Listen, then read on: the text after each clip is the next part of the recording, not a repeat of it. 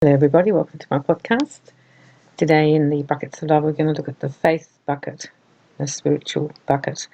This is quite an important one, actually, because you can have a lot of fights with this one and also have a lot of problems with it if you're not on the same page or willing to accept one another's faith. Faith is something people have. They have it or they don't have it. It can vary too in how much degree of faith you have and how active you are. And during a relationship, it can actually change. So you can meet someone who seems not very much like a Catholic or whatever they're interested in, and then all of a sudden you find that they're going to church more regularly and then they become quite devout. And this can impact on your relationship, first of all because they're in another direction to you now, and also there could be some expectation of you that now you are supposed to become more religious because they have become more religious. You really need to talk the faith thing through in your relationship and find where each of you is sitting. It's easier when both of you have faith or both of you are an atheist or even agnostic. These are much easier to deal with when you're both on the same page. It's when one person changes, and this is something that can happen. It is okay to be of different faith. I know a marriage that's worked for 4 decades.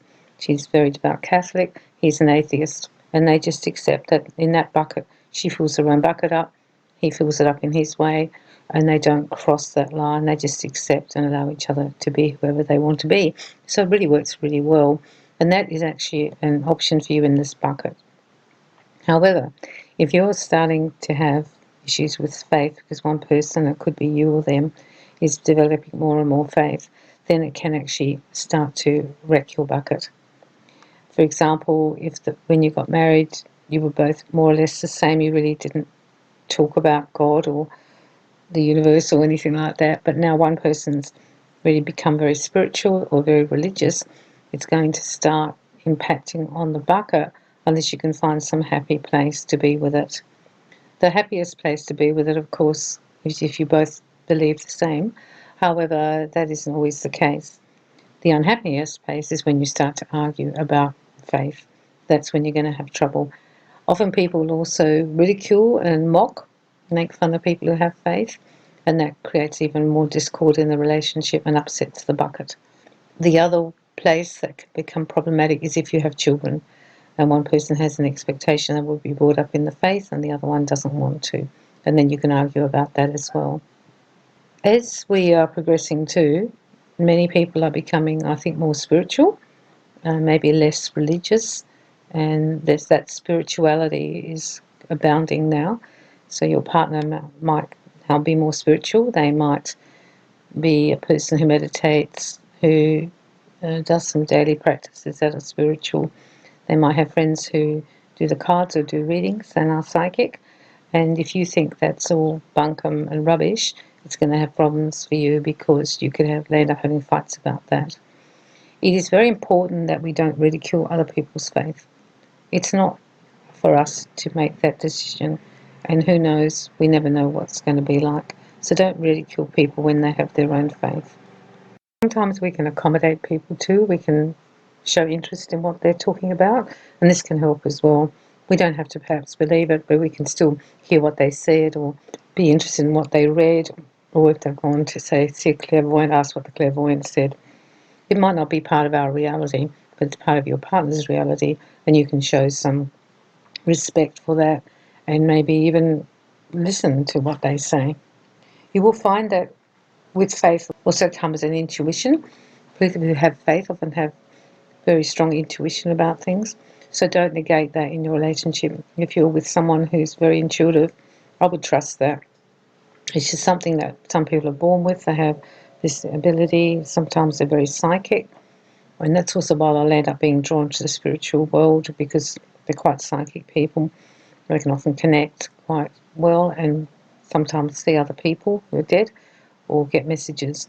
Do not mock them. Do not make fun of them. It might not be part of your actual reality, but if you want this bucket to work, just accept it. I think the worst thing that you can do with the faith bucket is to try to criticize or mock or break down or make fun of people. That's probably the worst thing you can do. So if you want this bucket to work, show respect for one another and other people's beliefs, because really no one can prove who's right or wrong at the end of the day. It is or it isn't, and as much as you can believe in God, you can also say that God's not there, but you can't prove it either.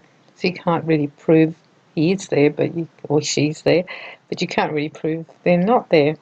It's very intangible. This bucket is a big one for a lot of people. Within families, it can also cause problems. So if you've married into a family where it's a different faith and they want you to be part of the faith and you can't do that, that's going to make problems. You need to talk to your partner about it. If you're the one who's got the faith family and they're all wanting your partner to go to church and he or she doesn't want to, then you need to talk about it. Faith is a very individual choice. It's from the heart. It's something we have or we don't have. It can grow, it can die, but at the end of the day, it's our own personal way we do it. We can share it with our partner, but we'll never actually all have exactly the same amount of faith because we're all different. Work on this bucket in the sense of either one, accepting that you're different and being respectful, or two, you might want to be on the same journey with them. Perhaps their faith is now starting to affect you and you are now have this together. But it's something that you really need to talk to each other about how you're going to deal with the differences, because there are differences quite often, and if you have children, those children will be affected by the differences. This bucket can be empty in a sense in the relationship. So you will be in the relationship and your faith bucket is actually empty from your partner, but it's full from you. But I think you can actually weather that. I don't think you have to have your partner feel exactly the same as you. It's only when it becomes a negative experience for both of you, like you're fighting with them because they're telling you you're an idiot and arguing with you or vice versa, that's when you're going to actually have problems. But if each of you are respectful of each other's faith, you won't have as many problems. It's full when you both have the same faith and you are joined together, believing the same or very close to the same, whether it's spirituality or in a religious sense, then it's full. But you can have a relationship one, then two personal ones. And it can also change. You can both have faith at the beginning, and one of you just loses faith and doesn't believe anymore, and then the bucket's empty on a relationship level.